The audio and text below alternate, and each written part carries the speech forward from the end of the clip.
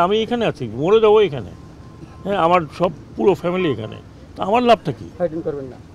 হ্যাঁ, আমি কেন কোথায় পালাবো বলেন? পালাইলে আপনার বাড়িতে যেতে হবে। আমাদের দেশের ক্ষতি করে বা আমার বন্দরদের আর্নিং ক্ষতি করে এপিএম টার্মিনাল কেন, যে কোনো টার্মিনাল অন্য আরও বড় শক্তি আসলে আমরা দেবো না।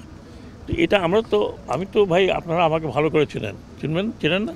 আমার লেখালেখি আপনারা পড়েছেন। আমি বাংলাদেশের বাইরে আর কোনো কিছু চিন্তা করি না। হ্যাঁ, দ্যাট ইজ মাই প্রাইড। জি বলুন। Nothing hidden. আমাদের কি হিডেন করে কি লাভটা কী হবে? আপনারা তো খোঁজ খবর রাখেন নিশ্চয়ই, এই মন্ত্রণালয়েরও খোঁজ খবর রাখেন। আমাদের কী লাভ হবে?